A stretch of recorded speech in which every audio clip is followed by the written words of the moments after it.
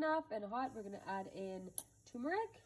Gonna mix it in, and then we're gonna start to add in the sliced okras, which we have already pre-washed and individually dried. To prevent the okra from becoming slimy, we're going to add lemon or lime juice, so we're just going to add that all over.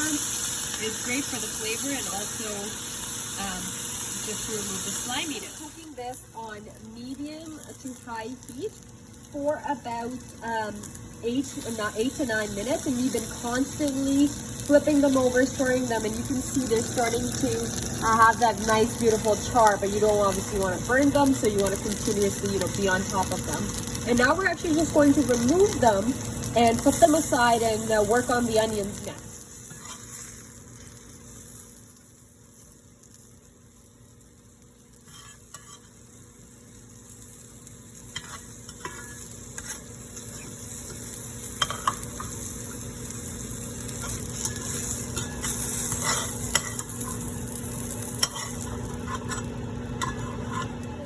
Onions in the same pan, and we're going to top it up just a bit of oil to help them cook as well.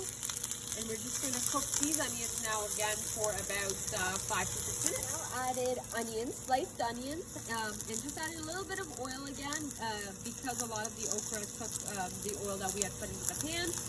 And we're just going to start to get that golden brown char starting to show up on the onions. We don't need to fully cook them by themselves, so just a couple minutes here with the onions. The onions are now almost translucent and they're changing color, and now we're going to add back the okras. A bit of a well in the middle of the pan, and we're gonna just add a little bit of oil again, so that's less than a teaspoon.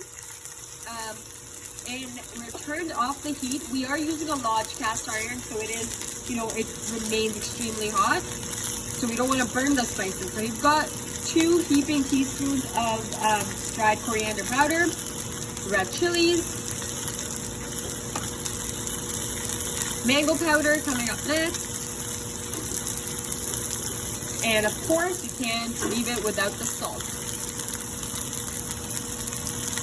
I'm going to mix all of that thoroughly, so we coat every single okra and the onions with the spice mix that we just had. Actually put up the lid and turn off the stove for about a minute. Ready to go now.